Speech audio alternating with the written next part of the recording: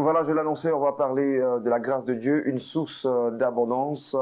Et ce sera donc un thème qui sera traité par notre consultant, le révérend Victor Kwasi. On va partir justement pour les jingles rectificatifs et on le reçoit tout à l'heure en plateau.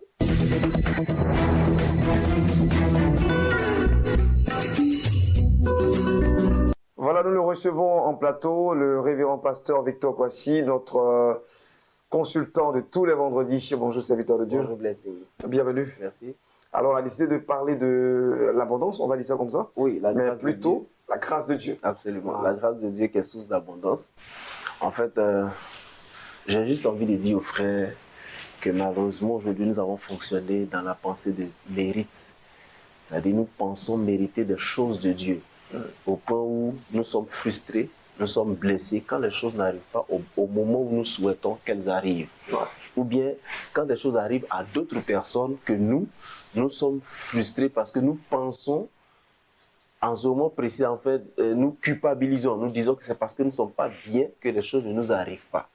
Il faut d'abord que les gens comprennent que chacun est né selon un plan divin bien précis. Ouais. Ce que Dieu va faire dans la vie de Blessing, il ne le fera pas forcément dans ma vie. Dieu nous conduit selon sa grâce. Et pour moi, la grâce de Dieu, c'est cette capacité divine qui nous apporte des choses que nous ne méritons pas au-delà de nos compétences et de ce que nous pouvons imaginer. Jean 1, 16 et 17 nous parle de la plénitude de la grâce que nous avons reçue de Dieu, mais de la grâce sur grâce. Aujourd'hui, malheureusement, il y a des gens qui sont limités dans leur croissance spirituelle et même dans leur communion avec Dieu. C'est pourquoi la définition parle de la spiritualité.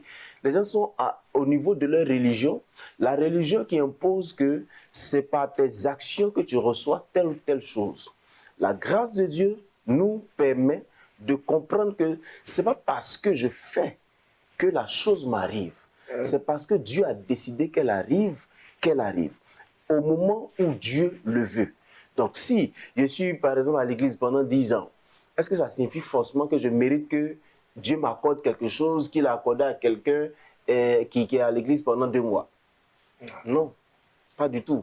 Et malheureusement, il y a beaucoup de frustration et beaucoup de limitations dans nos vies parce que nous ne comptons pas sur la grâce de Dieu, nous comptons plus sur nos capacités spirituelles qu'on fait, ce qu'on appelle spirituel, nos jeûnes, nos prières. C'est parce que j'ai jeûné 21 jours que j'ai eu ceci. C'est parce que moi, je sais que j'ai fait un effort pour obéir ou bien pour respecter telle chose, que je suis comme ça.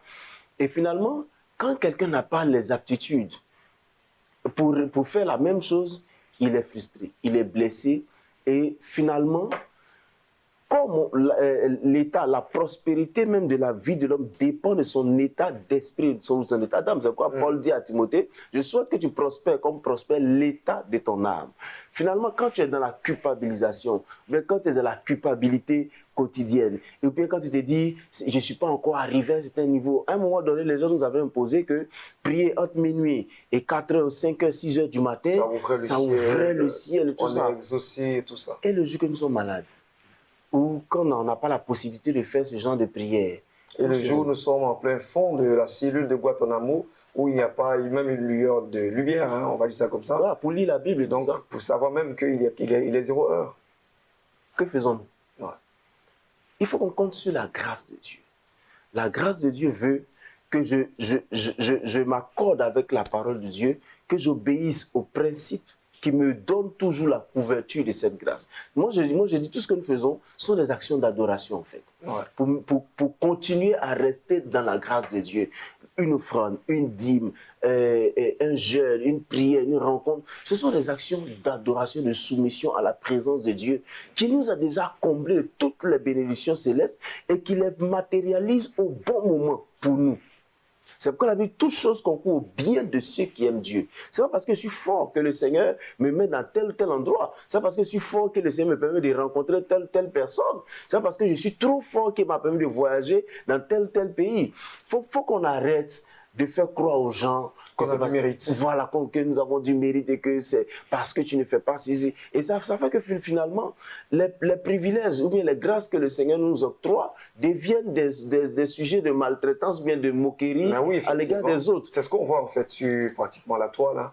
Et on traite les autres peut-être des personnes paresseuses, des personnes qui ne se battent pas, alors que vous aussi vous êtes battus, mais en ce moment il n'y a pas eu de résultat. Absolument. Vous êtes simplement dans un moment ou une saison où Dieu a bien voulu vous élever.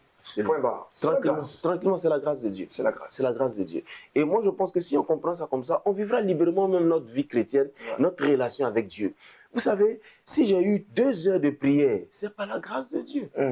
C'est pas parce que j'ai prié même 2 heures même que quelque chose doit se passer dans ma vie. C'est une action d'adoration, de connexion à mon Père. C'est lui qui décide de faire des choses dans ma vie au bon moment. Donc, je ne suis pas frustré quand je vois un autre frère être béni. Aujourd'hui, on appelle bénédiction tous les acquis matériels que quelqu'un peut avoir. Mais pour moi, la meilleure bénédiction, c'est être conscient que Dieu nous a fait grâce et avoir la capacité de rester dans des actions de soumission à travers la prière et la connexion avec le Seigneur. Pour vous, c'est la meilleure bénédiction. Hein. Ouais. Et justement, ça donne un sentiment quand même aussi de bien-être.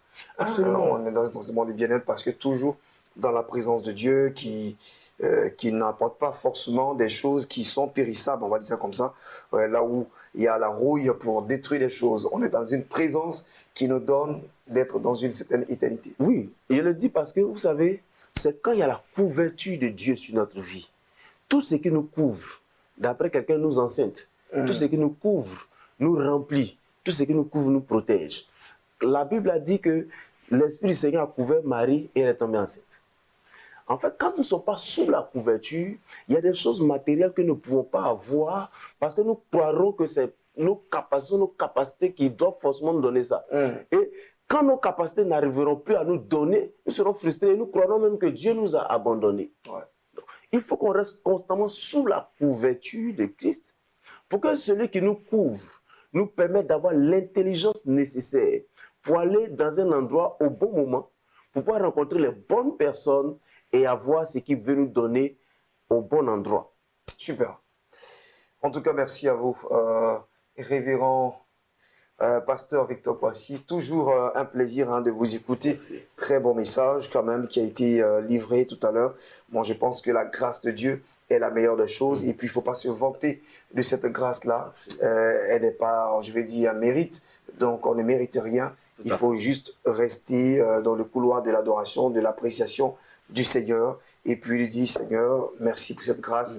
Il ne faut pas aussi, naturellement, se narguer les autres. Ouais, surtout ça. Narguer les autres. Alors, votre dernier mot, sinon, actualité? Je n'ai pas forcément d'actualité. Je vais juste exhorter nos frères à continuer à suivre l'émission qui passe à 5h30 du matin, prier sans cesse. C'est une émission d'exhortation, de rencontre avec le Seigneur. Comme je le dis très souvent, mieux vaut pour nous être au pied du Seigneur que sur les épaules du diable. Waouh, c'est fort. Merci pour cette belle chute.